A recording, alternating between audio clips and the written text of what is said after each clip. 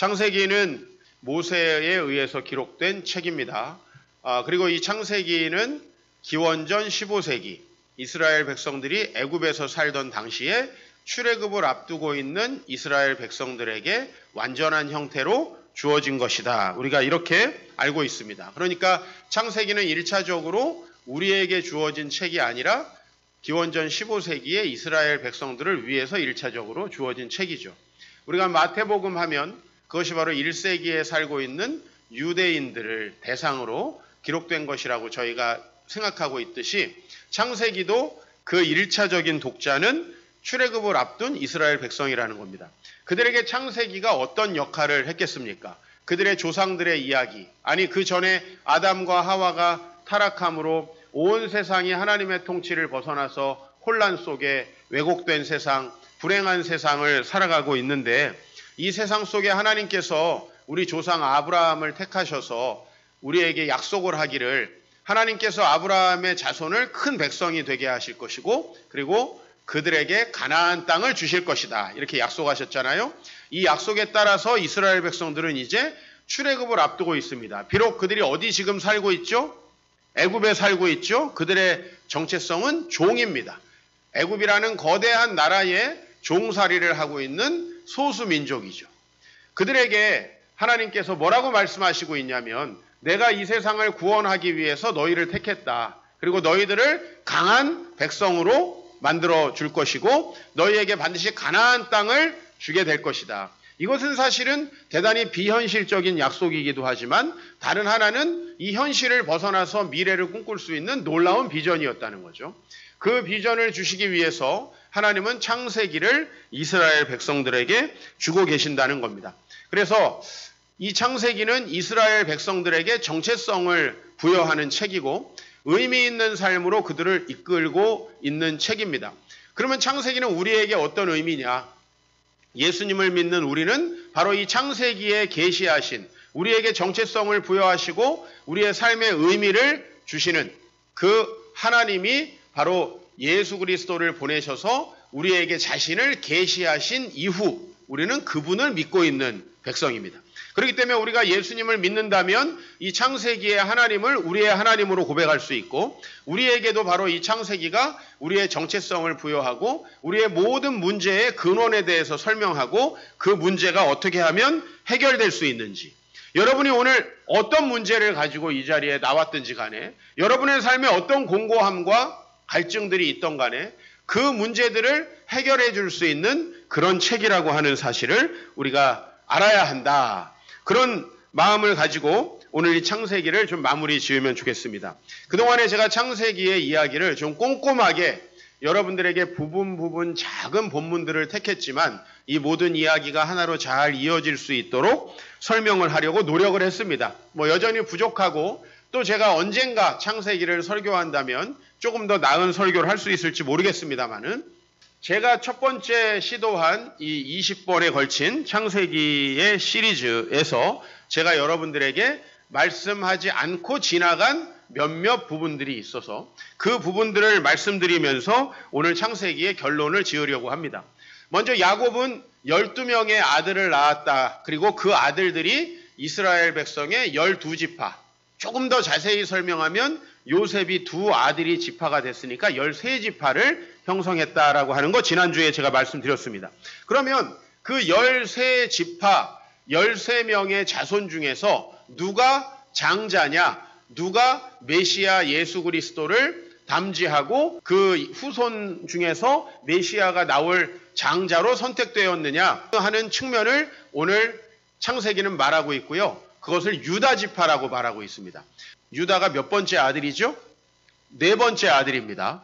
르우벤이 첫 번째 아들이고 두 번째, 세 번째가 시므온, 레위라는 아들이에요. 우리가 첫 번째 아들 르우벤의 이야기에 대해서 좀 해보겠습니다. 35장에 가면 기억하시죠? 야곱이 밧단 아람으로 갔다가 고향으로 돌아오다가 세겜에서 잠시 멈춰서 세겜에서 여러 어려운 일을 당하고 베델이라는 곳까지 내려와서 거기 정착을 하게 되는데 이스라엘이 여기 야곱이죠. 야곱이 베델에 거주할 때 르우벤이라는 첫 번째 아들이 무엇을 한 사건이 기록됩니까? 아버지의 첫 비라와 동침한 사건. 자, 르우벤이라고 하는 아들은 왜 첫 빌하와 동침을 했을까라는 겁니다. 그것은 바로 르우벤이 아버지의 계보의 한 사람을 범함으로써 자기가 스스로 이 집안 전체의 장자라는 권세를 주장하기 위해서였다라는 것이죠. 여러분 기억하십니까? 우리 성경에서 아주 재밌는 이야기는 다윗을 압살롬이 배신한 이야기입니다. 그죠? 아들이. 근데 이 압살롬이 아버지를 배신했을 때 압살롬 밑에 여러 참모들이 있었는데 그 참모들이 아버지를 욕보이고 자신이 압살롬이 이 나라의 진짜 왕이라는 걸 드러내기 위해서 시킨 게 있어요. 그게 뭐죠? 아버지의 여러 첩들을 백주대낮에 범하는 것입니다. 그래서 자신이 아버지를 이겼다라고 하는 것을 드러낸다라는 거예요. 이것이 지금으로 봐서는 좀 이해가 되지 않습니다. 그죠? 지금 우리로 봐서는 이해가 되지 않습니다. 그러나 당시에 고대 근동에서는 계속해서 장자권이라는 게 중요했다. 야곱의 에서의 이야기도 장자권이 중요했죠. 두 사람은 계속 장자권을 가지고 싸웠습니다. 마찬가지로 오늘 이스라엘이 야곱이 그의 아들 르우벤에 의해서 도전받은 사건을 기록하고 있습니다. 자, 이 사건이 결국은 르우벤이 장자가 되지 못하는 사건이 되었다. 아시겠어요? 르우벤이 왜 장자의 명분을 받지 못했느냐? 스스로 자기가 아버지의 위치를 범하고 넘봄으로 말미암아 그 문제를 일으켰다라고 하는 것이죠. 그래서 여러분 첫 번째 르우벤의 도전은 르우벤은 성공했을지 몰라도 장자권을 하나님께서 허락하시지 않았고 야곱이 유언을 했습니다. 지난주에 보면 49장에 야곱이 유언을 할 때 르우벤은 아버지의 아내를 범했기 때문에 장자권을 얻지 못한다. 두 번째, 그러면 그의 두 명의 동생들이 있습니다. 시므온과 레위입니다. 이 시므온과 레위는 어떤 일을 했습니까? 사실 이 이야기는 창세기 34장으로 가야 되는데 제가 계속 지금 빼놓고 좀 끝까지 설명 안 한 이야기를 오늘 마저 한다라고 말씀드렸습니다. 시므온과 레위는 바로 세겜이라는 곳에서 야곱이 정착하고 있을 때 그곳 사람들을 속임수로 죽이고 폭력을 행사했던 사람들이죠. 그래서 시므온과 레위는 폭력의 도구라고 하고 그 노여움이 혹독하기 때문에 저주를 받았다. 그들의 분노와 노여움이 어떤 저주를 받게 되었냐 하면 그들을 야곱 중에서 나누며 이스라엘 중에서 흩는다. 이게 무슨 얘기냐면요. 시므온과 레위는 다른 모든 형제들이 땅을 분배받을 때 정상적으로 땅을 분배받지 못합니다. 시므온은 유다라고 하는 동생의 지파 안에 얹혀 살아요. 여러분들이 땅을 분배하는 걸 보면 시므온은 독립된 땅을 얻는 게 아니라 유다 지파 안에 작은 땅을 분배받아서 나중에 경계가 모호해지고요. 여러분 레위는 여러분이 좀 잘 아시죠? 레위는 어떤 지파가 되었어요? 나중에 땅을 분배받지 못했어요. 우리는 레위에 대해서 양가 감정을 갖죠. 분노했기 때문에 땅을 분배받지 못한 지파이기도 하고 동시에 또 레위는 어떤 지파죠? 제사장으로 봉직받은 지파이죠. 그래서 그들은 땅을 분배받지 못하고 여러 지파들에 흩어져서 살아요.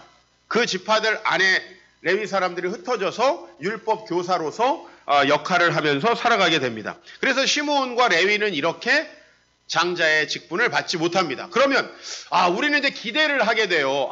유다라고 하는 사람은 이 형들보다 훨씬 출중하고 좋은 믿음을 가지고 있었겠구나라고 생각을 하죠. 그러나 유다의 이야기도 역시 황당합니다. 38장 요셉의 이야기가 시작되고 요셉이 애굽에 팔려나간 다음에 중간에 막간으로 유다의 이야기가 나오는데 우리가 이 이야기도 다루지 않았습니다. 여러분 이스라엘 백성에게 되게 중요한 건 뭐죠? 하나님이 아브라함과 이삭과 야곱에게 계속해서 말씀하신 게 뭐예요? 내가 너희들을 큰 민족을 이루겠다라는 걸 약속하셨죠. 두 번째 약속한 건 뭐예요? 그들에게 가나안 땅을 선물로 주시겠다라고 하는 거죠. 자, 그래서 그런 나를 믿고 살아라라고 하는 것이 바로 이 이스라엘 백성에게 주어진 약속이에요. 그런데 유다 지파는 어떻게 되었는가? 이 유다는요, 아들이 3명 있었어요. 그러면 우리가 정상적으로 봤을 때 유다가 부모님의 언약을 계승한 사람이라면 자손을 낳는 데 힘써야 되겠죠? 그렇죠? 그런데 유다의 첫 번째 아들이 다말이라고 하는 여인에게 결혼을 했는데 이 아들은 믿음이 없고 아주 악한 사람이었던 것 같아요. 성경에 자세히 설명은 안 되지만 금방 결혼하자마자 죽었다고 그래요. 무엇에 의해서 어떻게 죽었는지 자세히 나오진 않아요. 그러나 하나님께서 악하기 때문에 그를 죽였다라고 설명이 되어 있어요. 자, 그러면은 이제 그 당시에는 대를 잇기 위해서 형수가 혼자 됐을 때 어떻게 해야 돼요?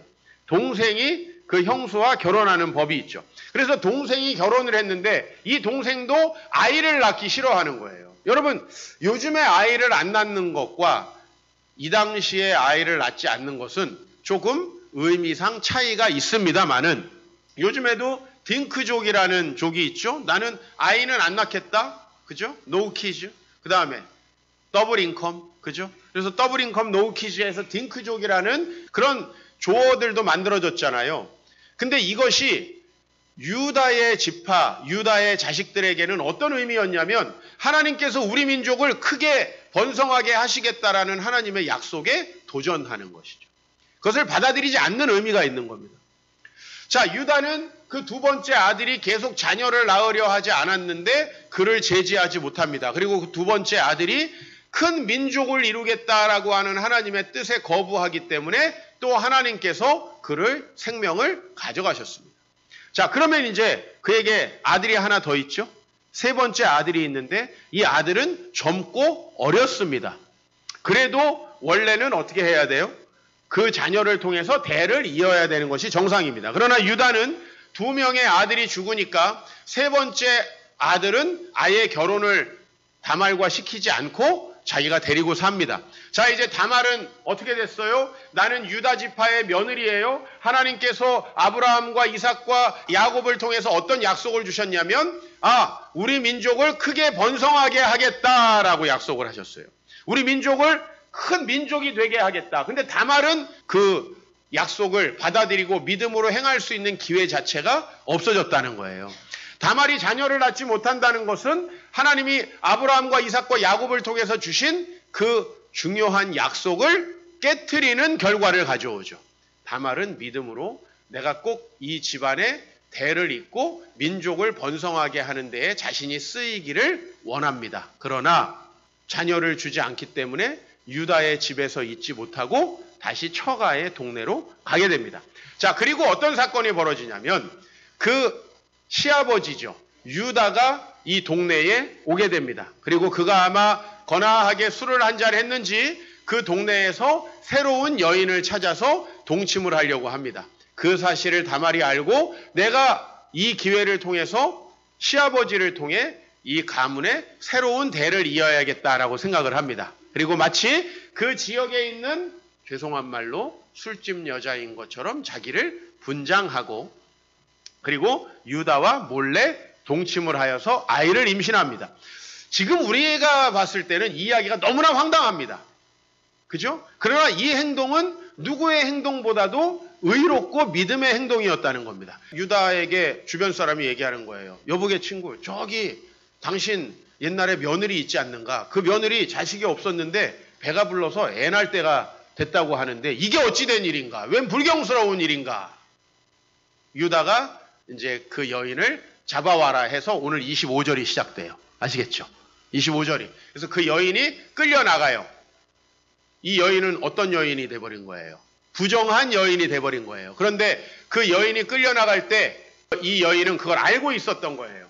자, 여러분 속된 말로 술집 여인처럼 분장한 이 여인이 이제 시아버지와 동침할 때 원래 뭘 받아야 합니까? 대가를 받아야 되죠. 그 대가로 뭘 받았냐면 내가 당신과 동침했으니 나중에 꼭 대가를 주십시오라고 하면서 도장과 끈과 지팡이, 즉 유다의 것이라는 분명한 증거를 받았단 말이에요. 그리고 끌려갈 때 나는 이 물건 임자 때문에 임신했습니다 라고 이야기를 한 거죠. 자, 그것을 보여주니까 그게 누구 거예요? 유다 자신 거죠. 유다가 그때 깨닫는 거예요. 내가 아브라함과 이삭과 야곱의 하나님이 우리에게 약속하신 그 대를 잇는 이 자손이 번성해서 큰 민족이 되게 하겠다는 하나님의 약속을 잃어버리고 살았구나. 우리 며느리가 나보다 훨씬 더 옳구나. 훨씬 더 믿음이 좋구나. 오늘 뭐라고 얘기합니까? 며느리에게 그가 나보다 옳다라고 얘기합니다. 내가 그를 내 아들 셀라에게 주지 않았다. 무슨 얘기예요? 내 아들 셀라가 아직 있으니까 그 며느리를 통해서 천하만민이 복을 얻을 수 있는 민족을 만들어야 되는 거죠.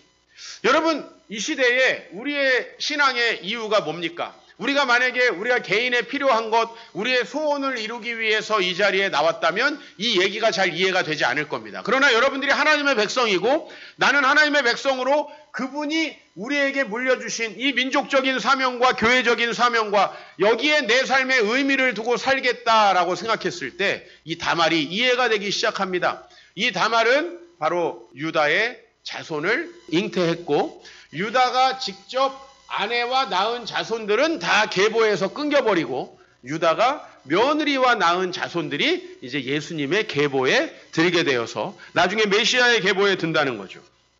자, 이 황당한 이야기, 여러분 성경에 이런 이야기가 있는지 처음 들으신 분도 있을 것이고 과거에 이런 이야기를 듣고 야, 이건 도대체 무슨 의미일까라고 생각하는 분도 계실 겁니다.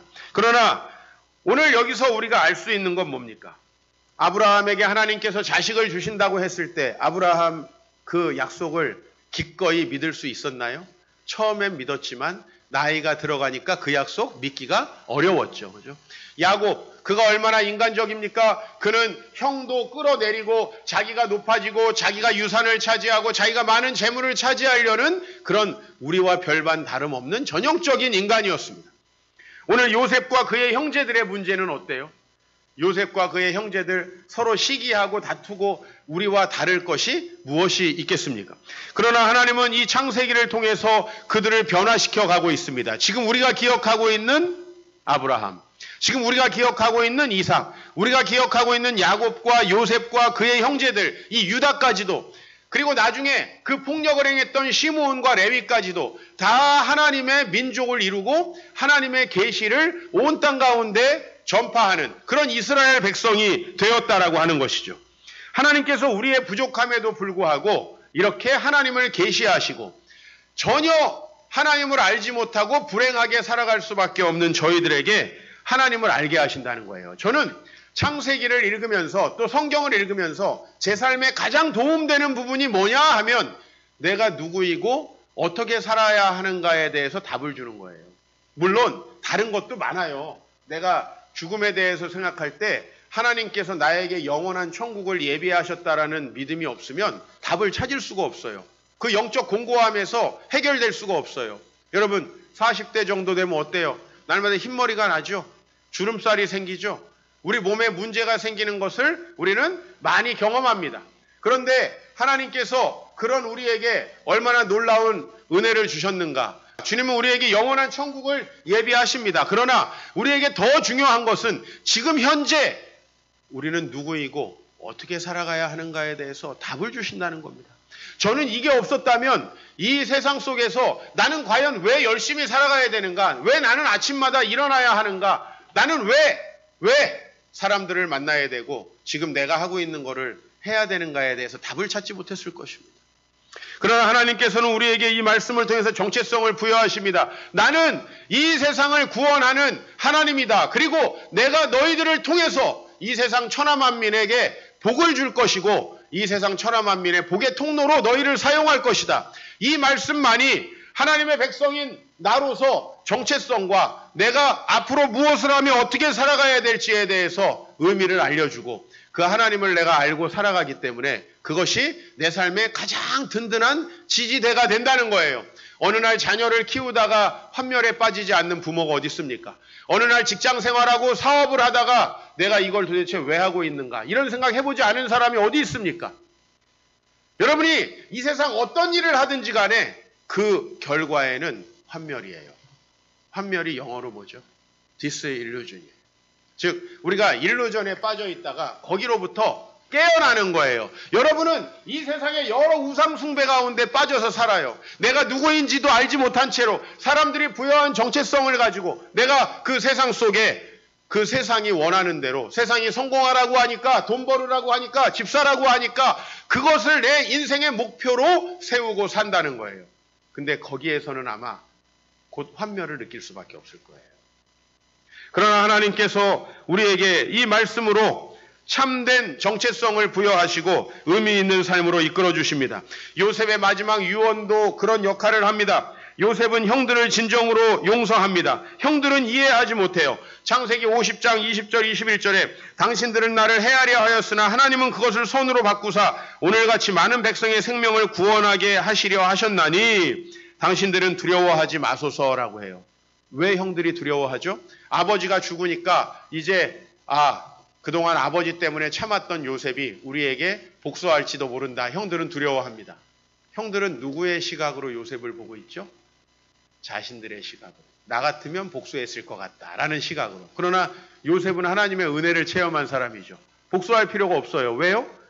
형들은 비록 나에게 그렇게 악을 행했지만 그것은 우리 민족의 정체성을 심어주고 앞으로 장차 우리 민족이 나아가야 될 방향을 제시하기 위해서 하나님이 우리에게 주신 놀라운 일이다라는 거예요. 그것을 선으로 바꿨다라는 거예요. 그렇기 때문에 나는 당신들을 진심으로 용서한다. 여러분이 어렸을 때 지금까지 살아오면서 경험했던 일들 중에 힘들고 어려운 일들이 있었을 거예요. 그런 일들이 때때로 여러분들에게 상처와 아픔이 될 수도 있습니다. 그러나 그런 일이 여러분에게 장차 긍정적인 역할을 하면 여러분 이해를 할 수 있겠죠.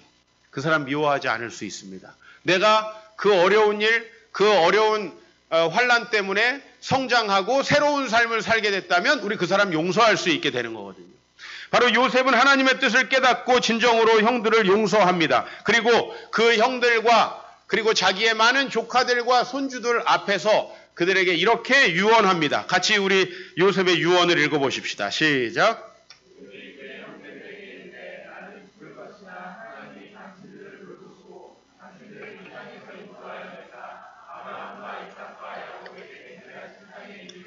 네, 여기까지 보십시다. 요셉의 유언은 두 가지로 정리할 수 있습니다. 하나는 하나님이 당신들을 돌보실 거라는 겁니다. 하나님이 왜 돌보죠? 이 근거가 뭐죠? 근거가 하나님은 이들을 통해서 온 세상을 구원하는 놀라운 일을 하셔야 되기 때문에. 여러분, 하나님께서 여러분을 돌보신다고 하면 가끔 하나님 나를 왜 돌보실까? 나 이렇게 나쁜 놈인데 지금까지 이런 삶을 살았는데 나보다 훌륭한 사람이 많은데 나를 왜 돌보실까? 이런 스스로에 대한 자괴감과 하나님에 대한 의심이 들지도 모르겠어요. 그러나 하나님의 입장에서 여러분들은 굉장히 소중합니다. 왜? 하나님께서 여러분들을 하나님이 온 세상을 구원하시는 복의 통로가 되게 하셔야 되기 때문에. 그러면 여러분들이 잘 돼야 돼요? 안 돼야 돼요? 잘 돼야 돼요. 여러분들에게 하나님께서 복을 주셔야 합니다. 그래야 그걸 나눠줄 수 있죠. 우리 자신도 망하는 인생을 살아가면 어떻게 하나님께서 그들을 통해 천하 만민을 복줄 수가 있어요. 온 세상의 역사를 보세요. 기독교가 들어가고 예수를 믿은 사람들은 개인적으로나 민족적으로나 다 성장을 합니다. 경제적으로도 성장할 뿐만 아니라 사회나 모든 시스템이 성장합니다. 우리도 고백할 수 있는 확실한 거 아니에요? 우리가 5,000년 역사 가운데 우리나라를 얼마나 단단하게 세워놨습니까? 그러나 기독교가 1884년에 대한민국에 들어오고 나서 우리나라가 정말 큰 위기에 빠졌지만은 그 기독교를 바탕으로 교회가 성장해서 20세기에 얼마나 우리나라가 크게 복받는 민족이 됐는지, 우리나라의 사회 시스템이 얼마나 바뀌었는지, 남존여비 사상이 이 기독교로 인해서 얼마나 많이 사라졌는지, 여러분 우리 장애인들을 교육하는 모든 시스템이 교회로부터 나왔다는 사실 기억하셔야 합니다. 자랑하는 건 아니고 우리 집사람이 이제 8월 30일 날 학위를 받습니다. 이화여대 특수교육과에 예배드리러 가가지고 제가 느낀 게 있어요. 이건 뭐냐면 교회보다 더 경건해. 학교 개강 예배인데 교회보다 더 경건해. 교수님들이 우리 교회 집사님들보다 더 겸손해. 왜요? 이분들 전부 다 사명 가지고 이 일한 사람들이에요. 수능 점수 맞춰가지고 대학 간 사람들이 아니에요. 저희 집사람의 지도 교수님, 저도 굉장히 존경하고 친합니다. 예배 몇 번 드리러 가서 듣자 하는 소문에 성격이 저랑 비슷하다고 그래요. 그래서 학생들은 굉장히 싫어한다고 그렇게 얘기를 제가 들었어요. 근데 그 교수님도 사모님이세요. 이분 서울대 수석으로 들어갔던 사람이에요. 근데 서울대엔 특수교육과가 없어요. 하나님께서 장애인들을 위한 교육의 마음을 주셨어요. 그 이듬해에 수능 다시 봐가지고 이화여대 특수교육과를 간 사람이에요. 그리고 외국에 유학하고 우리나라의 이 특수교육 계통을 선도하고 있는 사람이에요. 제가 거기 가서 느낀 건 뭐냐면 여기는 기독교인들이 거의 다예요. 사명을 가지고 온 사람들이에요. 세상에 무슨 좋은 교육, 높은 교육, 돈을 많이 버는 어떤 직업을 가지려고 온 사람 없더라고요. 제가 거기서 정말 소명을 가지고 대학을 다니는 이 경건한 사람들을 만날 수 있었어요. 교수님들도 마찬가지예요. 그런 권위의식, 무슨 세상에서 내가 의시되는 사람이 되겠다 이런 느낌이 전혀 없는 거예요. 제가 거기 가서 참 은혜를 받았어요. 보통 직장인들 신우회 또 학교 예배에 가면은 어거지로 온 사람, 교수 때문에 온 사람, 별 사람이 다 있어요. 근데 너무나 신실하게 예배 드리는 모습. 한국에 기독교 신앙이 들어와서 한국 사회가 얼마나 바뀌었는가. 그리고 한국에서 열심히 신앙생활 한 사람, 주 안에서 모든 직업을 자기의 소명으로, 그러면 출세하려고 직장 가는 사람하고 주님이 나를 이곳에 보내셨다라고 하고 직장 생활하는 사람하고 다를 수밖에 없지 않아요? 네? 종교인들도 하나님이 부르셔서 정말 종교인이 된 사람하고 자기가 이 종교인을 통해서 뭔가 유명세를 떨치겠다 이런 사람하고는 다를 수밖에 없지 않습니까? 돈을 벌려고 비즈니스 하는 사람과 하나님이 나에게 이러한 부르심을 주셨기 때문에 나는 이 비즈니스를 통해서 주님 나라를 이루겠다라는 소명의식을 가지고 비즈니스를 하는 사람과 다를 수밖에 없지 않습니까? 똑같은 삶의 영역 속에 살고 있는 것 같지만 독특한 하나님의 부르심을 가지고 살아간다는 거예요. 그것은 음악을 해도 마찬가지고 교육을 해도 마찬가지고 가정주부를 해도 마찬가지예요. 다 하나님께서 독특한 영역 속에 우리를 보내주셨습니다. 요셉은 그 얘기를 하는 거예요. 하나님 당신들을 돌보신다. 왜 돌보셔야 되죠? 다른 법조인들과 똑같은데 왜 여러분만 돌보셔야 되죠? 다른 가정주부와 똑같은데 왜 하나님이 여러분 돌보셔야 되죠? 다른 비즈니스맨들과 똑같은데 왜 크리스찬 비즈니스맨들, 특별히 하나님 나라를 소망하는 비즈니스맨들 왜 하나님 돌보셔야 되죠? 하나님 그들을 통해 하실 일이 있어요. 아멘?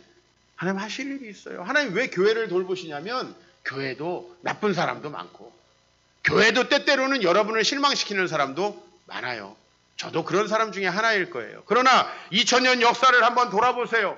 우리 성직자들의 부족함에도 불구하고 복음은 훼손된 적이 없어요. 지금까지 이어져 오고 있는 거예요. 제가 다만 하나 걱정하는 게 있습니다. 그건 뭐냐면 우리나라가 정말 일제와 한국전쟁을 겪으면서 세계에서 가장 가난한 나라가 됐었다잖아요. 우리는 상상할 수가 없잖아요. 그죠? 상상할 수가. 근데 참전 용사들, 과거에 한국에 왔었던 사람들은 그것을 너무나 명확하게 기억하더라고요. 자기가 갔던 나라 중에 가장 가난한 나라, 가장 고아가 많았던 나라, 지금 와봤더니 맨하탄처럼 돼 있다. 다 놀란다는 거예요. 한국 사회에 주의 복음이 들어와서 얼마나 놀라운 일들이 있었는가 우리는 생각해야 됩니다. 하나님은 우리를 돌보시는 거예요. 이제 한 가지 걱정이 들어요. 우리 교회가 타락하고 우리 신앙인들이 점점 정체성을 잃어가면 하나님께서 우리 민족이 아니라 또 다른 민족을 사용하시면 어떡하나. 독일이 그랬고 영국이 그랬죠. 한때 교회가 어마어마했고 국교로 교회가 그냥 국가의 소속으로 마치 목사가 공무원처럼 모든 시군구에 그냥 자동으로 파송되고 거기에서 태어난 사람들은 자동으로 교회의 성도로 등록되는 이런 나라가 영국과 독일이었다는 거예요. 그런 나라가 지금 얼마나 하나님과 멀어지고 있는가. 우리나라도 그렇게 되지 않을까. 그런 염려가 들어요. 우리와 우리 자녀들을 얼마나 이 정체성 속에서 키워가야 하는가. 이 요셉의 유언이 우리에게 얼마나 중요한가. 하나님은 우리를 돌보십니다. 왜냐하면 우리를 사용하셔야 되기 때문에. 그래서 제가 하나님 돌보니까 우리는 막 살아도 되겠구나. 이게 아니라 그분의 돌보심과 사랑 속에서 여러분은 세상의 근심과 걱정에 매이지 말고 주님 나라를 위해서 살아야 한다는 그 말씀을 드리는 거예요. 요셉이 이어서 이렇게 말씀합니다. 당신들을 이 땅에서 인도하여서 아브라함과 이삭과 야곱에게 맹세하신 땅에 이르게 하겠다라고 합니다. 바로 이 약속이 모세에게 전해집니다. 모세는 어렸을 때 어떤 사람이에요? 탄압받던 소수민족의 자손으로 태어났어요. 그렇죠?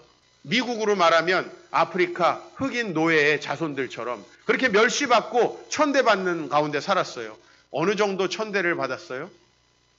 자신이 생명을 보존할 수 없었어요. 태어났는데 어린 사내 아이는 다 죽여야 돼요. 이런 불운한 운명 속에서 태어난 것이 바로 모세였죠. 그런데 그 모세가 이제 정말 자기 어머니를 떠나서 바로의 공주의 딸 밑에서 자라면서 성장했어요. 그는 유대인이었는데 유대인들은 그를 저놈은 유대인인데 애굽 궁정에서 잘 먹고 잘 산다고 욕을 했을 거고요. 그렇죠? 반대로 애굽 사람은 저거 이방인인데 왜 저거 바로의 궁정에서 살아? 라고 얘기했을 거예요. 그렇죠? 그 얼마나 정체성의 갈등과 혼돈이 있겠습니까? 그러나 모세는 그 어린 시절을 아픔과 고통의 시절로 기억하지 않습니다. 나중에 그가 이스라엘의 지도자가 돼서 출애굽을 할 때 하나님은 이래서 나를 그때에 보내셨구나. 나를 그때에 애굽에 보내셔서 바로와 대적할 수 있도록 내가 그렇게 훈련받게 하였구나 라고 하는 생각을 하게 되는 거예요. 모세는 결코 자기의 인생을 회한 가운데서 바라보지 않습니다. 하나님께서 나를 이렇게 인도하셨구나라고 바라보는 거예요. 그래서 출애굽기 13장에 모세가 출애굽을 할 때 이렇게 기록되어 있습니다. 하나님이 홍해 광야길로 들려 백성을 인도하심에 이스라엘 자손이 애굽 땅에서 대열을 지어 나올 때 모세가 뭘 가지고 나와요? 유골을 가지고 나와요. 왜요? 가나안 땅으로 당신들을 반드시 보내실 거니까 그때 가나안 땅에 갈 때 반드시 내 유골을 가지고 가라 라고 유언을 했기 때문에 모세의 정체성, 모세가 지도자로 있는 이스라엘의 정체성은 이 유골에 달려 있는 거예요.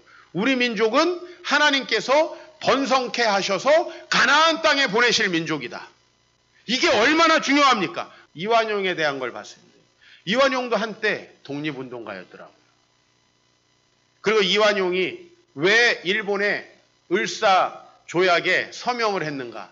잠시 지금 상황에서는 외교권을 넘겨주는 게 더 낫다라고 하는 그런 논리를 가지고 을사조약에 서명을 했어요. 근데 나중에 이 사람이 어느 정도로 변절자가 되냐면 1919년 3.1운동이 있을 때 3.1운동을 어떻게 하면 막을 수 있는가? 3.1운동을 어떻게 하면은 분쇄할 수 있는가의 이론을 일본에다가 제시해 주기도 하고 정말 친일파적인 역할을 많이 했어요. 여러분 왜 이완용이 이렇게 친일파가 됐는가? 제가 잘 생각해 보면 이유는 하나예요. 대한민국에 대한 비전이 없었어요. 대한민국을 하나님께서 세울 거라는 비전이 이완용에게는 없는 거예요. 그러니까 어차피 대한민국은 망할 건데 내가 왜 거기에 싸우다가 죽느냐는 거예요.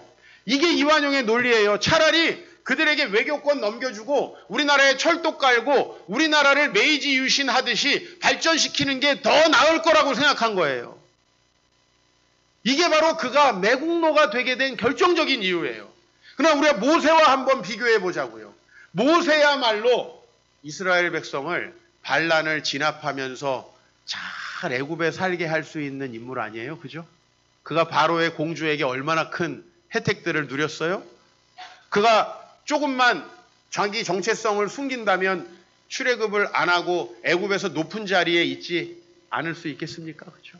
근데 그 모세는 어떤 정체성을 가졌어요? 우리는 애굽 사람 아니라는 거죠. 하나님은 이 애굽으로부터 우리를 이끌어 내실 거라는 거죠. 여러분 실제로 얼마나 많은 기독교인들이 이완용과는 다르게 독립운동을 했습니까? 기미 독립선언문 작성한 사람의 절반이 기독교인이죠. 그때 당시에 기독교인들의 비율을 생각하자면 이건 놀라운 거예요. 지금도 우리 한국 기독교가 20% 조금 넘어요. 그 당시에 2%도 안 됐을 때. 그런데 독립선언문의 절반 서명한 사회 저명한 인사들이 기독교인이었다고 하는 사실. 그들은 하나님께서 우리 민족을 세워주실 거라는 걸 믿은 거예요. 끝까지 싸운 거예요. 거기다 교회에서는 신사참배하지 않고 우리 주기철 목사님 같은 분이 끝까지 저항했습니다. 일본에. 창씨 계명하지 않고 많은 기독교인들이 죽었습니다. 그러나 그들의 희생과 피를 통해서 대한민국 독립하지 않았어요. 그것이 바로 민족의 정체성을 심어주는 겁니다. 미국 사람들이 유대인을 우러러 보는 여러 가지 이유가 있는데 미국 사람이 유대인을 우러러 본 결정적인 계기가 있대요. 중동 전쟁이 났어요. 보통은 전쟁 나면 어떻게 해요? 있던 사람들도 나오죠. 근데 뉴욕의 존 F 케네디 공항에 어마어마한 유대인들이 몰렸다는 거예요. 젊은이들을 다시 이스라엘로 보내는 부모님 환송객들과 그리고 20대 새파란 젊은이들이 나라를 위해서 싸우겠다고 전쟁통에 이스라엘로 날아가는 그 진풍경이 존 F 케네디 공항에 벌어졌다는 거예요. 그때 그 광경을 보고 너무나 많은 사람들이 놀랬다는 거예요. 야, 이거 정말 보통이 아니구나.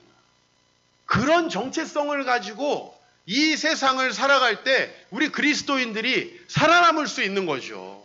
그런 정체성을 가지고 있을 때 하나님이 그들을 도우신다는 것입니다. 이스라엘과 중동이 뭐 누가 옳으냐, 누가 어느 땅의 주인이냐, 제가 지금 이 얘기를 하는 것이 아니에요. 그들이 가지고 있는 그 정체성, 그들의 민족성, 그것이 얼마나 그들을 단단하게 뭉치게 했는가라는 것입니다. 모세는 요셉의 유고를 가지고 이렇게 이야기합니다. 과거에 요셉이라는 우리의 조상이 우리에게 이렇게 맹세시켰어. 하나님이 반드시 너희를 찾아올 것이고 너희를 출애굽시킬 거야. 그때 꼭 내 유고를 가지고 나가라고 하셨어. 이게 바로 그들의 정체성이에요. 창세기의 마지막이 왜 이 말씀으로 끝나는지 아시겠죠? 여러분의 유언의 마지막도 이 말씀으로 끝나야 돼요. 자손들이 여러분에 대해서 딱 하나를 기억한다면 이런 유언이 남아야 되는 거예요. 저도 아버지를 보내보니까 많은 게 기억나지는 않아요. 아버지가 하셨던 말들이 많이 기억나진 않아요. 그러나 선명하게 기억나는 거 몇 가지가 있어요. 여러분의 인생에 남는 그 선명한 몇 가지가 바로 이런 것이어야 한다는 거예요. 아, 우리 엄마 아빠 먹고 살려고 엄청 애썼어. 아, 물론 훌륭하죠. 우리 엄마 아빠 나름 그래도 참 우리들한테 잘해주시려고 노력했어. 여러분, 그 정도는 부족해요. 아이들이 그 정도를 가지고 어떻게 이 인생을 정말 자신들의 분명한 정체성 가운데 살아갈 수 있겠습니까? 오늘 창세기는 그렇게 우리에게 사랑의 하나님을 계시하시고 우리를 구원하시는 하나님을 계시합니다. 그 하나님을 계시하신 절정에 누가 있느냐? 예수님이 계신다라는 거예요. 이제 예수님을 통해서, 왜 예수님이 우리에게 중요하냐면 그 하나님을 결정적으로 계시하셨기 때문입니다. 사랑하는 성도 여러분, 예수님을 믿으시기 바랍니다. 그 예수님은 무엇을 계시하셨느냐? 예수님을 통해서 하나님의 사랑이 계시됐어요. 여러분들을 어떤 어려움 속에서도 구원하신다라고 하는 그 하나님의 놀라운 사랑. 여러분, 쉽게 말하면 창세기는요, 하나님을 배신한 배신자인 인간을 하나님께서 다시 사랑하고 구원하신다는 얘기예요. 창세기를 간단히 요약하면 그래요. 배신한 이야기잖아요, 앞에. 근데 그들을 구원하시기 위해서 그 배신자들을 훈련시키시고 그들에게 정체성을 부여하시고 그들에게 참된 삶으로 인도하신다는 거예요. 우리 요한일서 말씀을 같이 읽어보겠습니다. 하나님의 사랑이 우리에게 이렇게 나타난 바 되었으니 하나님이 자기 독생자를 세상에 보내심은 그로 말미암아 우리를 살리려 하심이라. 하나님이 이스라엘 백성을 택해서 그 놀라운 일들을 행하신 걸 보세요. 그것은 하나님이 우리를 살리려 하심인데 하나님이 우리를 살리려 하시는 그 결정적인 사건이 뭐라는 거죠? 예수님을 보내신 사건이라는 거예요. 사랑하는 성도 여러분, 우리가 예수님을 믿는다면 바로 창세기의 이야기가 이제 우리의 이야기가 되는 것입니다.